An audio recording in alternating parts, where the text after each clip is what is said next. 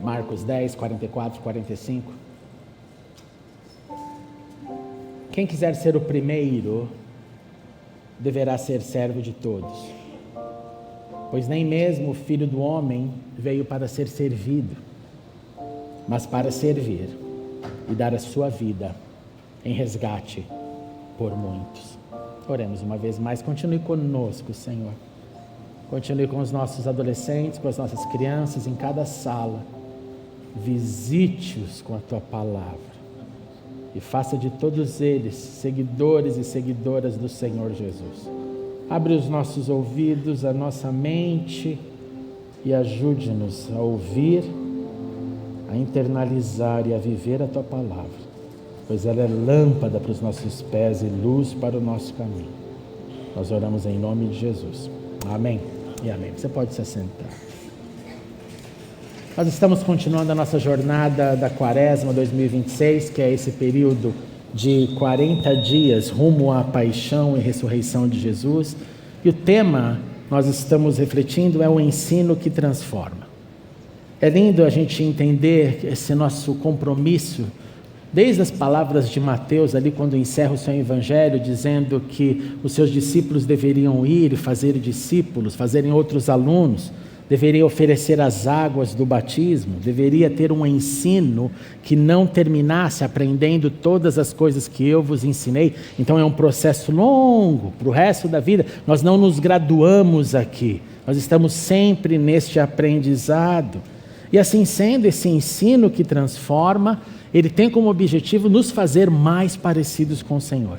E hoje, como o nosso tema é quer ser o primeiro, quem quer ser o primeiro? Você já pensou nisso?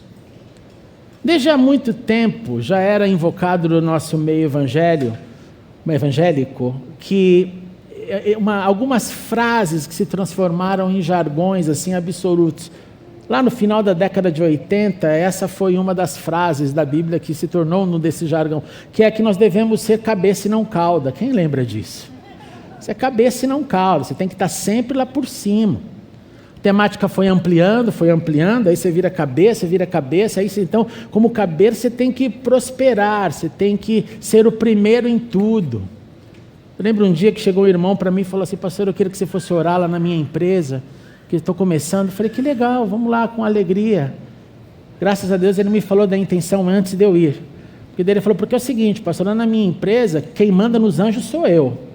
Eu chego lá de manhã e falo assim: anjo, faça isso, anjo, faça aquilo. Eu falo: meu irmão do céu, então eu vou mandar o anjo te levar para a glória logo, que você já está num nível já que eu nunca cheguei, acho que eu nunca vi outra pessoa assim, né? Tem anjos como office boys assim para você trabalhando. Na minha época eu era o office boy mesmo, trabalhava, né?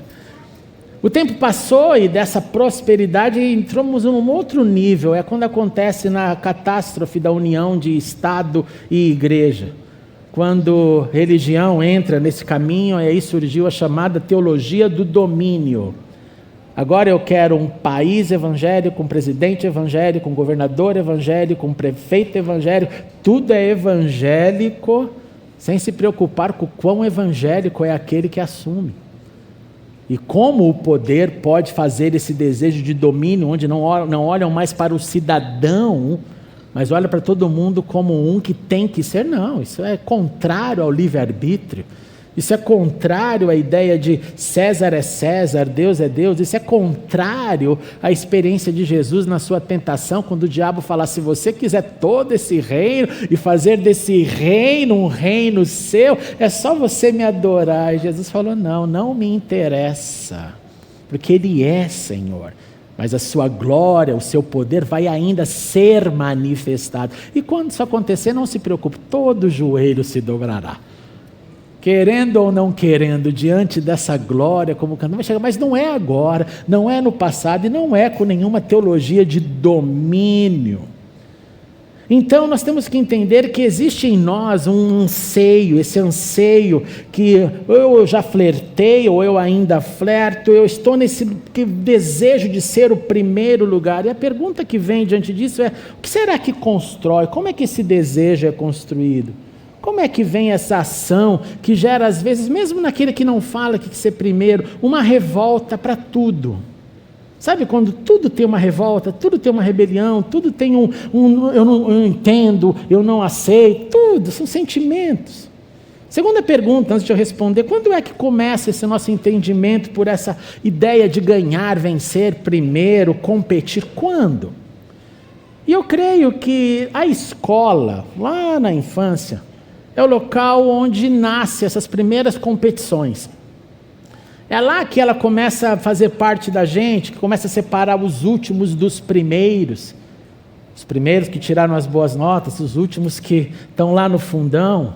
É claro que se você tem uma família, se vê uma família com muitos filhos, essa competição já começou ali entre eles. Mas por que ela pode e ele não? Por que ele pode e ela não? Isso acontece. Reforços positivos que acontecem nas casas. Em alguns lugares, em casa é tão forte a pressão que também ali espana muito da criação. E quando isso é tão forte nesse nível bem de quase uma pressão que a criança, que o adolescente não aguenta, há desdobramentos terríveis, como por exemplo o suicídio. Para você ter uma ideia, em alguns índices, a Organização para a Cooperação do Desenvolvimento Econômico, a OCDE, nos diz que a Coreia do Sul hoje, com todo o seu avanço, é um dos países onde mais ocorrem suicídios. Sabe qual é o número? Cerca de 36 por dia. E olha que chocante. Dentre desses, nós estamos falando de 43,7 que são adolescentes a partir de adolescentes de 10 anos até 39 anos. Porque eu não consigo ser o primeiro. Meu pai e minha mãe querem que eu seja o primeiro lá na escola e eu não estou conseguindo. Então, diante dessa pressão, muitos tiram a vida.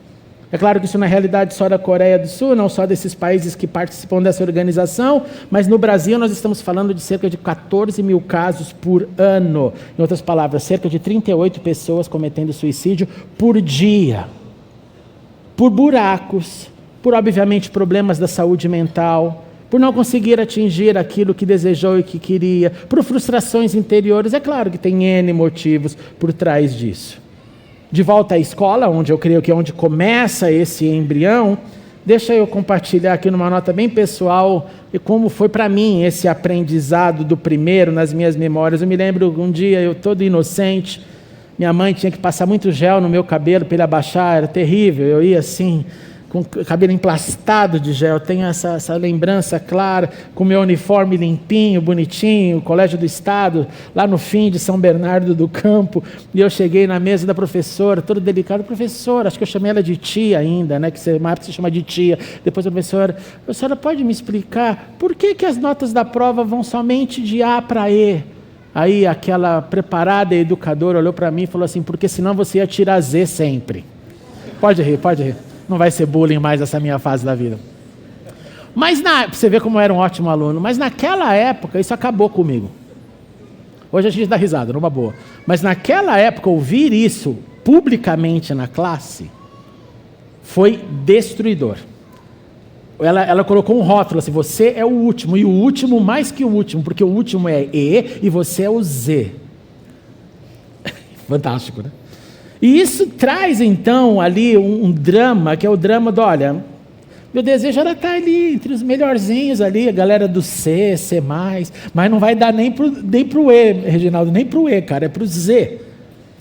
E isso, obviamente, choca, isso, obviamente, traz, assim, dores, mas, obviamente, o tempo passou, graças a Deus, que Deus é misericordioso, e eu não fui só o último, como era lá no início. As coisas mudaram bastante, graças a Deus por isso.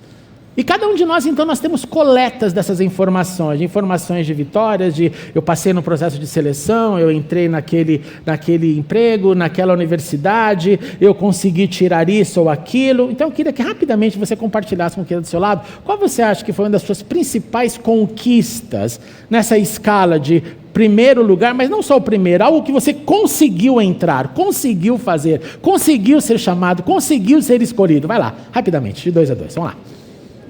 Vai lá, barulho santo, vai lá.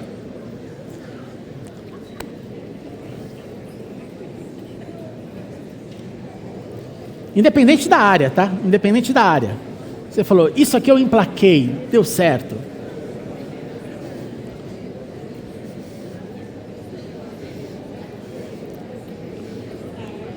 A gente carrega, né? Interessante, né? A gente tem memórias, né? Ou frustradas ou boas. Volte para mim agora. Depois você publica na sua rede lá uma lembrança desse momento. Eu lembro quando eu cheguei para o meu pai e falei assim: pai, eu comecei a correr e vou correr a São Silvestre. Meu pai falou: sério, sério? Aí meu pai olhou assim com toda... Ele era uma pessoa muito... de um coração muito lindo. Ele olhou para mim assim e falou: filho, você acha que dá para chegar entre os primeiros? Mas falou sério. De tanto que ele acreditava em mim, eu falei: pai, eu prometo uma coisa para o senhor. Nunca o primeiro, jamais o último. Mas em 30 mil eu vou estar lá entre os 20, mas eu vou estar lá no final. Eu vou terminar. Com isso em mente, vamos ao contexto. Jesus ensinava na região da Judéia, transitava entre alados do Rio Jordão, uma multidão ia a ele, ouvia, parou seu ensino, decidiu ir para Jerusalém, seus discípulos juntamente com ele. Durante o caminho, conversas acontecendo, o clima pesou. O clima pesou porque bateu um medo. Jesus ali para eles, naquele momento de festa, disse o seguinte: nós estamos subindo para Jerusalém, o Filho do Homem será entregue aos chefes, aos sacerdotes e aos mestres da lei. Não só isso, condenarão o Senhor à morte, entregarão aos gentios, que zombarão dele, cuspirão nele, açoitarão e matarão. Não se preocupe, 3 dias depois eu vou ressuscitar. O que você sentiria numa conversa dessa? Você está ali com o Messias, você está seguindo, largou tudo, e ele fala assim: fim de história. Você está esperando, talvez agora a revolução vai começar, a ocupação romana vai sair, nós vamos agora vencer. Aquilo que o The Chosen mostra com tanta espiritualidade, né? Sempre os discípulos brigando: mas vamos, quando vai começar? Quando vai começar? Quando a gente vai para a cabeça, porque a gente não é cauda, quando? E Jesus só olha assim: acho que não. E aí, para completar essa cena de tristeza, frustração, então nós não vamos, vem ali uma cena linda. Tiago e João, filhos de Zebedeu, aproximaram-se dele. Na narrativa de Mateus ele vai dizer o seguinte: olha, não era só os dois não, a mamãe também veio, porque eles eram filhinhos da mamãe. E os 3 juntos chegaram para Jesus: a gente tem um pedido. Jesus fala: fale, qual é o seu pedido? Permita-nos que sentemos na tua glória, um à direita e um à esquerda. Que mãe não faria isso para o filho? Eles são do bem, Senhor, deixa eles aqui. Em Mateus fica claro isso, ele diz: permita que no teu reino esses 2 meus filhos sentem-se à direita e à esquerda. Se tivesse câmera, ele ia tirar foto, ia fazer um quadro: Senhor Jesus, um de cada um, meus filhos. Jesus lhes disse: o negócio é o seguinte, vocês não sabem o que vocês estão pedindo? Acaso podem beber o cálice que eu bebo, ou ser batizado com o mesmo batismo que eu sou batizado? Estava dizendo: é interessante você querer uma posição, mas você quer passar por tudo até aquela posição? Eu quero fazer o que você faz, mas você quer pagar todo o preço daquilo que foi feito, ou você quer só a posição? Jesus então deixa claro: vocês querem o benefício do melhor lugar, mas sem pagar o preço. Então Jesus lhe disse: olha, não se preocupem não, vocês sim beberão o cálice que eu bebo e serão batizados com o batismo que eu sou batizado. Querendo dizer o quê? Vocês irão sofrer, vocês irão passar perseguição, vocês irão ter que ficar fugindo de lugar em lugar. Mal sabia João que ficaria um dia exilado na ilha de Patmos pelo próprio Império Romano. Mal sabia que a vida dos discípulos seria um martírio, perseguição. Sim, vocês sofrerão. Mas daí Jesus responde a pergunta de maneira humilde: mas olha, quanto a sentar à minha direita e à minha esquerda, isso não cabe a mim dizer, conceder. E graças a Deus pela também narrativa de Mateus, que colabora para a narrativa de Marcos, porque Mateus disse: esses lugares pertencem àqueles que foram preparados pelo meu Pai. Então não é Jesus quem decide, é o Pai quem decide quem senta aonde e com quem. E aí ouviram isso, o texto diz que eles ficaram indignados com Tiago e João. Gente, imagina o BO, né? Brincadeira vocês, hein? Quer sentar lá do lado, vocês, sua mãe então. Deve ter virado uma situação mais tensa ainda, adicionada ao medo que eles já estavam vivendo por aquilo que Jesus disse. E aí Jesus estica um pouco mais. Vocês sabem que aqueles que são considerados governantes, vocês sabem aqui como funciona no império, quem dominam, as pessoas importantes exercem autoridades, Vocês conhecem o modelo que rege aqui a nossa terra, você conhece o que o Império Romano tem feito, mas tem um contraponto para dizer para vocês: não será assim entre vocês. Ao contrário, quem quiser tornar-se importante entre vocês deverá ser servo. E aí dá aquele nó na cabeça: como assim, servo? Quero mandar, eu quero ser o primeiro, eu não quero ser servo. E Jesus completa com mais uma frase de maneira bem clara: quem quiser ser o primeiro deverá ser servo de todos. Você tem então essa ambição, esse desejo? Olhe para todo mundo e sirva todo mundo. E aí vem o drama: é fácil servir? Pior, é fácil servir a todos? Porque aquele que te faz bem, o que me faz bem, é uma delícia servir, é um retorno, é uma gratidão. E aquele e aquela que me faz mal? Como é servir quem me faz mal? Servir a todos, é o que Jesus disse. O que quer ser o primeiro, o que tem dentro de si esse desejo, essa justiça, essa ambição, esse julgamento, tudo bem. Seja servo de todos. Se humilhe o tempo inteiro, aguente firme o tempo inteiro, respire mais uma vez e fale: Senhor, me mantenha em pé, eu estou aqui para servir. E aí ele diz o seu exemplo: pois nem mesmo o Filho do Homem, o primogênito de Deus, o primogênito entre muitos irmãos, o verdadeiro número 1, nem ele veio para ser servido, mas para servir e dar a sua vida em resgate por muitos. Olha que chocante, por muitos. E como que isso aconteceu, gente? Eu vou te definir aqui rapidamente 5 itens de como isso aconteceu. Primeiro, com a tolerância do amor. Jesus, com o seu amor profundo, ele olhava e andava 1 milha a mais, e andava 2 milhas a mais, era sempre com amor, era sempre com amor. Era sempre cobrindo, era sempre protegendo, era sempre mostrando que havia uma esperança. Era sempre deixando o amor tocar, esse amor que Paulo define depois como o vínculo da perfeição. É o amor, ele tolera em amor, ele perdoa em amor. Segundo, ele mantinha o alvo da missão acima de qualquer ego. A missão é essa, a missão é a morte, a missão é a cruz, a missão é o sofrimento, a missão é contrariar o que todo mundo está achando. Mas eu não vou deixar o que eu sei como Senhor e Deus atrapalhar essa missão. Você já percebeu algumas vezes o ego mexendo na sua missão? O ego te tirando da missão? A sua justiça te tirando da missão?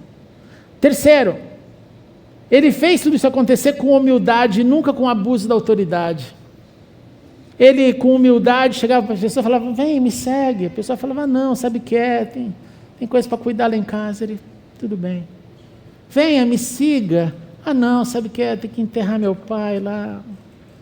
Ele chamava, ele convidava, ele olhou para aquela mulher ali, perto, próximo de ser apedrejada, olhou para ela e falou: vai, não peques mais. Está tudo bem, não precisamos conversar, está tudo bem, está tudo bem. Quarto, ele deu chance sem fim ao próximo, que era quem ele servia. Nessa época de Quaresma, sempre fica tão forte nos nossos corações as narrativas daquela época, daquele momento. Gente, a gente não pode esquecer jamais como Jesus tratou Judas, o traidor, e Pedro, o negador. Ele deixou Judas até o fim. Judas roubava os discípulos, e Jesus deixou ele roubar os discípulos. Ele sabia que Pedro iria negá-lo 3 vezes, e ele deixou Pedro ali, não chegou. Galera, o negócio é o seguinte: vamos arrancar esse povo daqui, vamos arrancar o traidor, vamos arrancar o negador, e vamos arrancar todos vocês, que todos vocês vão cair fora na hora que me prenderem. Não. Até o fim, ele dá chances. Até o fim, ele está dando possibilidades. Quinto, tratando o doente, os problemas, as limitações, com a intenção de restauração e não ruptura.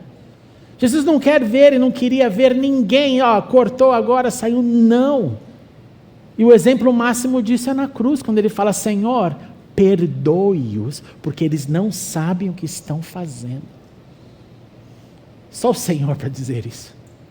aqueles que ali o torturavam, aqueles ali que o humilhavam, aqueles que olhavam para ele com aquele olhar de ódio, e ele: Senhor, perdoe-os, perdoe-os, perdoe-os. Irmãos e irmãs, o Senhor Jesus inverteu a ordem.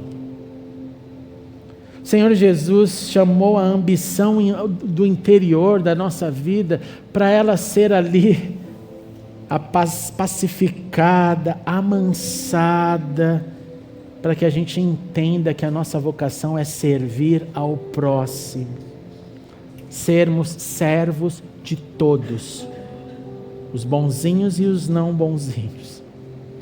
E essa servidão coloca o Senhor, coloca a vontade dEle, coloca o exemplo dEle para nos guiar. Essa servidão é o termômetro. Ah, Senhor, mas eu quero tanto ir, eu quero tanto acontecer. Como é que está a servidão ao próximo? Ah, Senhor, mas como é que está a servidão? Eu ouvi um dia desses uma pessoa lá na nossa casa que estava instalando os armários. Ele falou assim: eu entendi um dia na minha vida que quando eu estou trabalhando, fazendo um armário, fazendo alguma coisa, eu faço isso para Deus. Não é para você que eu estou fazendo, eu estou instalando na sua casa, mas para mim, no meu coração, eu estou fazendo para Deus. Estou fazendo para Deus. Estou servindo a Deus. Você vai ser beneficiado, você vai ter onde guardar ali o óleo, a panela, mas no meu coração eu estou fazendo para Deus. Que é uma outra servidão. Tudo quanto fizeres, faça para a glória de Deus. Para a glória de Deus. Servir ao próximo não é fácil. Servir ao próximo vai te trazer um monte de desafios. Vai ter hora que você vai querer passar rasteira, jogar longe. Vai ter hora que você vai ter vontade de fazer tudo.